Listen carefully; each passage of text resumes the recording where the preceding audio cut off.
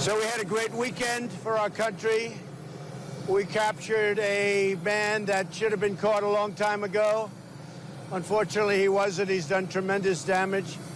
But it was an amazing display of intelligence and military power and coordination and getting along with people. Lots of great things happened. So that was a big, big day and a big weekend, and we're very happy about it. The economy is doing phenomenally well. We have, looks like another good day will be taking place today in the stock market. Good numbers are good numbers are happening all the time. We have good numbers happening all the time. Very soon, I guess we're in record territory for stock. That's great for 401ks. That's great for everything. It's great for jobs. So things are going good. Do you have any questions? We're thinking about it. We may. The question was, am I considering releasing video footage of the raid? And we may take certain parts of it and release it, yes. Giuliani is in trouble with all of the investigations? No, I think Rudy Giuliani is a great crime fighter. He was the greatest mayor in New York City history, but he's been a great crime fighter. He's always looking for corruption, which is what more people should be doing. He's a good man. President, are you on pace to sign the Phase 1 deal with China when you go to Chile? Yeah, we are looking probably to be ahead of schedule to sign a very big portion of the China deal. And we'll call it Phase 1, but it's a very big portion. That would take care of the farmers. It would take care of some of the other things. It'll also take care of a lot of the banking needs. So we're about, I would say, a little bit ahead of schedule, maybe a lot ahead of schedule.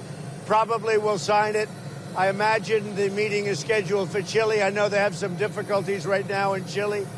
But I know the people in Chile, and I'm sure they'll be able to work it out. Mr. President, are you fearful? Why did you have such an aggressive response to John Kelly's comments over the weekend? Oh, I don't think it's aggressive at all. I would be surprised if he made those comments in a negative way, but I don't think the response would be, if he actually said that, if he actually meant that, I said what I do, and that I mean.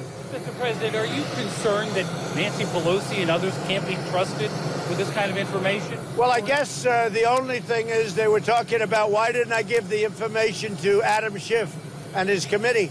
And the answer is because I think Adam Schiff is the biggest leaker in Washington.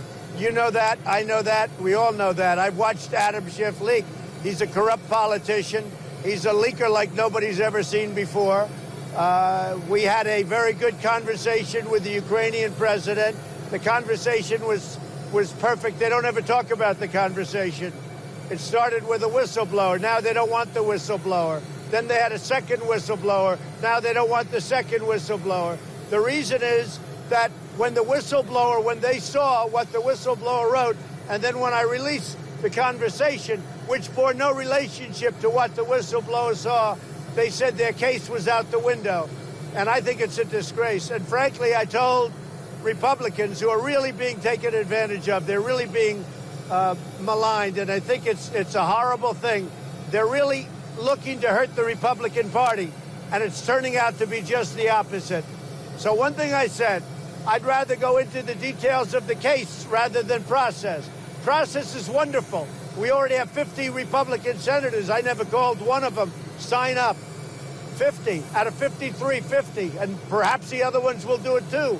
But process is good. But I think you ought to look at the case. And the case is very simple. It's quick. It's so quick. I had a great conversation with the Ukrainian president. I had another conversation with him also, I think before that, which was the same thing. It was nothing. They tried to take that conversation and make it into a big scandal. The problem was we had it transcribed. It was an exact transcription of the conversation. So, in a nutshell, a whistleblower wrote a false narrative of the conversation. Now they don't want to talk about the whistleblower because they didn't think I was going to release the conversation. When I released the conversation, I blew up Schiff's act. And just to put topping on it, the Russian, as you know, the new Russian president, a good man, made his statement. There was no anything. There was no pressure put on him, no anything. The foreign minister of Ukraine made a statement. There was absolutely no pressure put on. They didn't even know what we were talking about. And just to finish it off, Adam Schiff went up before Congress, and he made up my words. He didn't copy what I said. He didn't know him probably at the time. Nobody thought I was going to release the conversation. I got the approval from Ukraine. Once I released the conversation, this thing all died. And that's what they should be looking. And Adam Schiff went before Congress. And Adam Schiff, what he did will never be forgotten. He made up a conversation that was a phony fabrication. It was a fraud.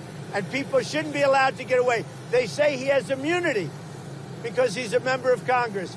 People shouldn't be allowed to do that. That's a criminal act. What he did is a criminal act. Thank you. Mr. President, can you clarify the I Russian? hope they approve USMCA. It's in there. It's a great agreement for the United States, for our farmers, for our manufacturers, for unions, for everything. It's been approved by Mexico and Canada. They're waiting. We don't seem to be able to have time for Nancy Pelosi. I call them the do-nothing Democrats. They're the do-nothing Democrats. And frankly, if they put it up, it's going to win very easily. It's going to have bipartisan support. I have no idea what they're doing with it. I can't imagine it takes this long. But they're so busy focusing on a witch hunt and a scam. Thank you.